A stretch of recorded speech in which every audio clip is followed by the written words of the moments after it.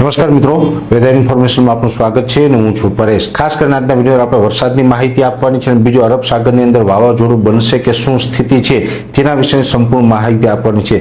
સૌપ્રથમ તો હું આપને એ પણ જણાવી દઉં કે આમ તો ઘણા દિવસથી આપણે કહી રહ્યા છીએ કે અરબ સાગરની અંદર જે એક સિસ્ટમ બની રહી છે, આ સિસ્ટમ છે એના ઉપર અમારી સતત નજર રહેશે, કેમ કે વાવાઝોડું બનશે કે નહીં એ કન્ફર્મ નથી।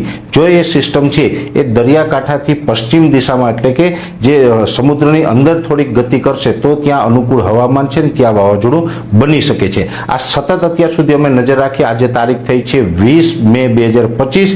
આજ દિવસ સુધી જે અલગ અલગ મોડેલોના પ્રિડિક્શન છે એ મુજબ જોવા જઈએ તો એ સિસ્ટમ છે દરિયાકાંઠાથી નજીક છે, એ ડીપ સીમાં એટલે કે દરિયામાં વધારે અંદર જાય અને એ તરફ મૂવમેન્ટ કરે તેવી શક્યતાઓ દેખાતી નથી। એટલે આ વાવાઝોડું બનવાના ચાન્સ ઘટી રહ્યા છે। એટલે ગુજરાત માટે ખૂબ સારા સમાચાર છે કે આ સિસ્ટમ ચોક્કસથી બનવાની છે, પણ વાવાઝોડું બનવાના ચાન્સ ઘટી રહ્યા છે। અને આ સિસ્ટમ ઘણા સમયથી અલગ અલગ મોડેલોમાં બતાવતી હતી, ત્યારે પણ અમે આપને જણાવતા હતા કે કોઈ એપ્લિકેશનના માધ્યમથી જોઈને આ વાવાઝોડું બનવાનું છે એવું કોઈ નક્કી નહીં કરી લેશો, કેમ કે હજી દિલ્હી દૂર છે। આ સિસ્ટમ ઉપર નજર રાખવી પડશે, હજુ આમાં અનિશ્ચિતતા છે અને અનિશ્ચિતતાનો અંત અત્યારે એવો અમને દેખાઈ રહ્યો છે કે આ વાવાઝોડું બનતા અટકશે। એનું મેઇન કારણ છે કે જે અત્યારે આ વરસાદી સિસ્ટમ છે એ સિસ્ટમ દરિયાકાંઠાથી ઘણી નજીક છે। એ કોઈ પણ જે વરસાદી સિસ્ટમ બને છે એનો ચક્રાવો છે એ ઘડિયાળની વિરુદ્ધ દિશામાં ફરતો હોય અને એનો જે સેન્ટ્રલ પાર્ટ હોય ત્યાંથી એનો જે સંપૂર્ણ ઘેરાવો છે, જે એના આઉટર ક્લાઉડ હોય એ સંપૂર્ણ જો દરિયાની અંદર હોય તો દરિયાનું જે સંપૂર્ણ ભેજ છે એની અંદર આવે ને વધારે મજબૂત બનતું હોય છે। અત્યારે જોવા જઈએ તો અરબ સાગરની અંદર તાપમાન હોય, ભેજ હોય, હવાઓ હોય, એ તમામ પરિબળો છે એ સાયક્લોન બને એવા સંકેતો આપી રહ્યું છે, અનુકૂળ છે। છતાં પણ આ જે સિસ્ટમ છે દરિયાકાંઠાથી ઘણી નજીક છે, એટલે જ્યાંના આઉટર ક્લાઉડ હોય એ આપણે કેરળ, કર્ણાટક અને ગોવા ઉપર થઈને પસાર થઈ રહ્યા છે। એટલે જે જમીનો ઉપરથી અમુક જે આઉટર ક્લાઉડ પસાર થઈ રહ્યા છે ને એ એને સૂકા પવનો આપી રહ્યા છે, ભેજવાળા પવનો નથી આપી રહ્યા। એટલે દરિયામાંથી જે ભેજ આવે છે એ જમીન ઉપર થઈને પછી સૂકા પવનો આ સિસ્ટમની અંદર ભળવાના છે, એટલે આ વધારે મજબૂત બનીને સાયક્લોન સુધી કદાચ નહીં પહોંચે એવું અત્યારે અમે અલગ અલગ મોડેલથી પ્રિડિક્શન કર્યું એમાં અમને જાણવા મળી રહ્યું છે। પણ એક ચોક્કસથી છે કે આ કદાચ સાયક્લોન ન બને, પણ એક મજબૂત સિસ્ટમ ચોક્કસથી બનવાની છે। મજબૂત બનશે એટલે કે આ પરમ દિવસે 22 મે 2025 ના રોજ વેલ જે લો પ્રેશર છે એ બની જશે। લો પ્રેશર છે એ સાંજ સુધીમાં ઇન્ટેન્સિફાઈ થઈ અને 22 તારીખે જ વેલમાર્ક લો પ્રેશરમાં પણ પરિવર્તિત થશે। જે સાયક્લોનિક સર્ક્યુલેશન છે એ લો પ્રેશર બનશે, ત્યારબાદ વેલમાર્ક લો પ્રેશર બનશે અને ત્યારબાદ ડિપ્રેશન અથવા તો ડીપ ડિપ્રેશન પણ આની અંદર બની શકે છે। જોકે આ જે વરસાદી સિસ્ટમ છે સામાન્ય રીતે જોવા જઈએ તો સાયક્લોનિક સર્ક્યુલેશન હોય, ત્યારબાદ low pressure, well-marked low pressure, depression અને ડીપ ડિપ્રેશન, એટલે સુધી સિસ્ટમ મજબૂત થાય ને ડીપ ડિપ્રેશન મજબૂત થાય ત્યારબાદ એ સાયક્લોન બનતું હોય છે।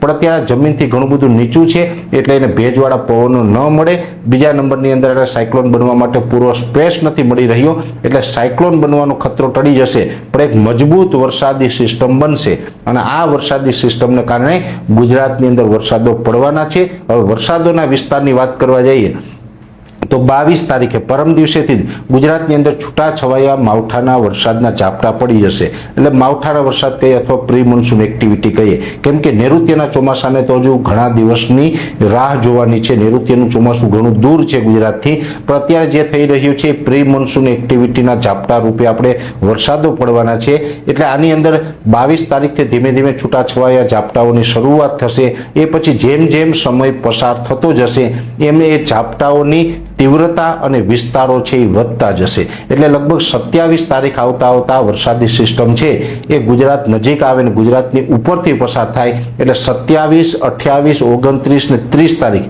એમ 4 દિવસ સુધી ગુજરાતની અંદર સામાન્ય કરતા વધારે વરસાદ પડે। અનેક જગ્યાએ 2 થી લઈને 4 ઇંચ વરસાદ, તો કોઈ જગ્યાએ 4 ઇંચ કરતા વધારે વરસાદ પણ પડી શકે। એટલે એટલું કહી શકાય કે ગુજરાતના અનેક વિસ્તારોની અંદર મે મહિનાના છેલ્લા દિવસોની અંદર વાવણી લાયક વરસાદ પણ પડશે।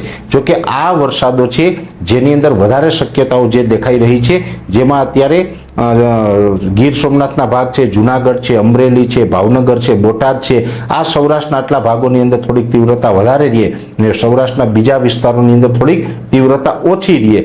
એ રીતના વરસાદો છે એ જોવા મળે તેવું અનુમાન છે. ખાસ કરીને આ વરસાદના વિસ્તારોમાં જો સિસ્ટમ છે એ થોડીક પણ આગળ પાછળ મૂવમેન્ટ કરે તો વિસ્તારોમાં થોડાક ફેરફાર થઈ શકે છે. પણ સૌરાષ્ટ્રના મેં આપને જણાવ્યા એટલા જિલ્લાની અંદર તીવ્રતા વધારે જોવા મળશે, બીજા વિસ્તારની અંદર તીવ્રતા ઓછી. બીજા વિસ્તાર એટલે કે પશ્ચિમ સૌરાષ્ટ્રના દેવભૂમિ દ્વારકા હોય, જામનગર, પોરબંદર છે એમાં થોડીક ઓછી તીવ્રતા જોવા મળે અને જે મોરબી સુરેન્દ્રનગરના ભાગો છે એમાં ઓછી તીવ્રતા જોવા મળે. રાજકોટની અંદર પણ એકંદરે વરસાદનું સામાન્યથી મધ્યમ પરફોર્મન્સ જોવા મળશે. એટલે આ પ્રકારના વરસાદો સૌરાષ્ટ્રમાં જોવા મળશે. એ પછી દક્ષિણ ગુજરાતના જે તમામ વિસ્તારો છે જેની અંદર ભરૂચ, અંકલેશ્વર હોય અથવા તો નર્મદા જિલ્લો છે, તાપી છે, ડાંગ છે, સુરત, વલસાડ, વાપી છે, નવસારી છે, આ તમામ વિસ્તારોની અંદર પણ ખૂબ સારા વરસાદો જોવા મળશે. વાવણી લાયક વરસાદો પણ જોવા મળી શકે છે. મધ્ય ગુજરાતના જે ભાલ વિસ્તાર લાગુ એટલે કે જે ખંભાતનો અખાત છે એનાથી જે 35, 40 કે 50 કિલોમીટરના એરિયા છે એમાં પણ સામાન્ય કરતા વધારે વરસાદ 3 થી લઈને 5 ઇંચ સુધીના વરસાદ કદાચ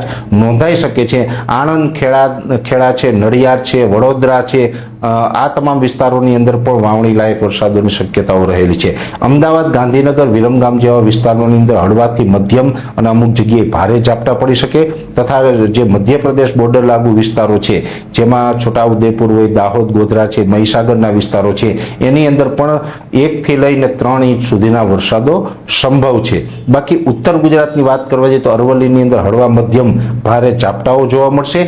જે બીજા વિસ્તારો છે ઉત્તર ગુજરાતના જેમાં ખાસ કરીને સાબરકાંઠાની અંદર થોડાક ભારે ઝાપટા પડી શકે. સાબરકાંઠાની અંદર અતિ તીવ્રતા સાથે વરસાદ નહીં પડે પણ ભારે ઝાપટા જોવા મળી શકે. એવી રીતે મહેસાણા જિલ્લાની અંદર પણ છૂટા છવાયા સામાન્યથી મધ્યમ ઝાપટા જોવા મળશે. એ સાથે જે પાટણ જિલ્લાની અંદર અમુક કોઈ વિસ્તારોની અંદર ઝાપટા પડશે. બાકી ત્યાં પણ હવામાન એકદમ વાદળછાયું રહેશે, બફારો રહેશે, ઉકળાટ રહેશે અને વાવ, થરાદ અને બનાસકાંઠા જે વિસ્તાર આપણે કહીએ છીએ એની અંદર છૂટા છવાયા હળવા મધ્યમ ઝાપટાઓ પડે. અમુક વિસ્તારમાં પડે, અમુક વિસ્તારોની અંદર ન પણ પડે. આવું વાતાવરણ છે એ ત્યાંનું રહેવાનું છે. કચ્છની અંદર એકંદરે કોઈ જાતે વરસાદી એક્ટિવિટી કદાચ ન થાય તો પણ છૂટા છવાયા ઝાપટાઓ પડી શકે. એટલે ઓલ ઓવર ગુજરાતમાં આ પ્રકારની પરિસ્થિતિ છે મે મહિનાના એન્ડમાં રહેવાની છે.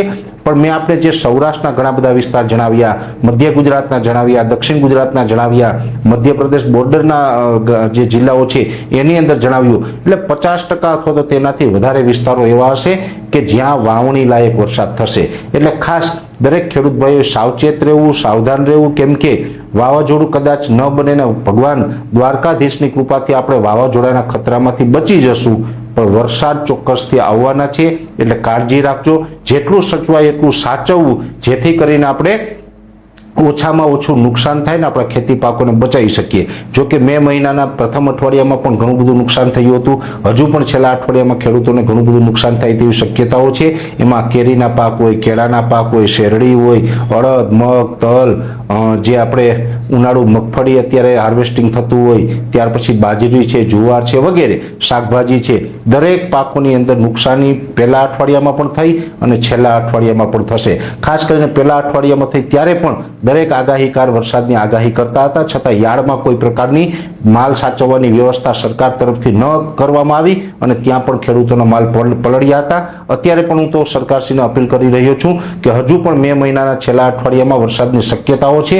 હજી પણ સરકાર જાગી જાઓ અને માલ ન પલળે એ બાબતની વ્યવસ્થા કરો જેથી કરીને જગતનો તાત છે એનો જે દિવસ રાત મહેનત કરીને જે ઉત્પાદન લઈ આવેલા છે એ ઉત્પાદન ઉપર પાણી ન ફરી વળે. એટલે ખાસ મે મહિનાના છેલ્લા અઠવાડિયામાં આવા વરસાદો પડવાના છે. ખાસ કરીને વરસાદો છે એમાં ગાજવીજ અને પવનનું પ્રમાણ પણ વધારે જોવા મળશે. જોકે આ નૈઋત્યનું ચોમાસું નથી, કમોસમી વરસાદ પણ કહી શકાય, પ્રી મોન્સૂન એક્ટિવિટી પણ કહી શકાય. આ ટાઈપના વરસાદોનું અત્યારે અનુમાન છે. ખાસ કરીને આજના વિડીયોની અંદર આપણે એ જ મેસેજ આપવાનો હતો કે કદાચ અત્યારની જે આ કન્ડિશન છે છેલ્લા 3-4 દિવસથી અમે આપને જણાવતા હતા કે કદાચ સાયક્લોન બને કે ન બને. સેટેલાઇટના માધ્યમથી સતત અમે આનું પ્રિડિક્શન કરતા હતા. એટલે પ્રિડિક્શનની અંદર આજે 20 મે 2025ના રોજ જે આપણો નિર્ણય આવ્યો છે, નિર્ણય મેં આપના આ વિડીયોના મારફતે જણાવવાનો પ્રયત્ન કર્યો છે. હવે આ જે સિસ્ટમ છે એ સિસ્ટમ ઉપર હજુ પણ અમારી સતત નજર રહેશે. જો આ વરસાદોના વિસ્તારો જણાવીએ એમાં પણ કોઈ ફેરફાર હશે તો પણ માહિતી આપવામાં આવશે અને આ સિસ્ટમને કારણે નૈઋત્યના ચોમાસા ઉપર શું અસર પડશે એની નેક્સ્ટ વિડીયોમાં વાત કરવામાં આવશે.